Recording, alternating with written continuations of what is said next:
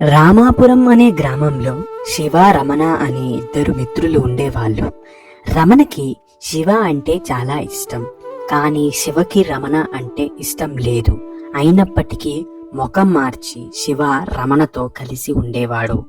ఒకరోజు శివ రమణ ఇద్దరు రోడ్డుపై వెళ్తుండగా వాళ్ళిద్దరికి ఒక బావి కనిపిస్తుంది.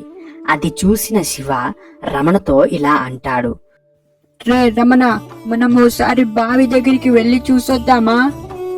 సరేరా, వెళ్దాం పదా అంటూ ఇద్దరు కలిసి బావి దగ్గరికి వెళ్తారు.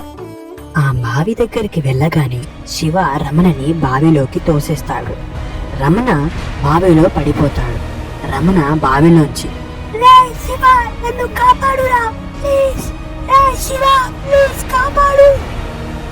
బయట నుంచి శివ, రే రమణ, నువ్వు నాకు ఇష్టం లేదురా, అందుకే నీతో నాకు స్నేహం వద్దు, నువ్వు బావిలోనే ఉండురా అంటూ శివ నవ్వుకుంటూ అక్కడి నుంచి వెళ్ళిపోతాడు.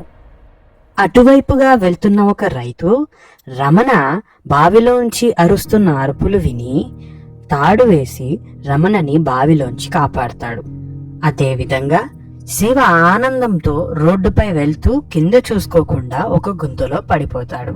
అలా పడిపోగానే శివ బాధతో, రే రమణ, నిన్ను నేను బావిలో పడేసి చాలా పెద్ద తప్పు చేశానురా.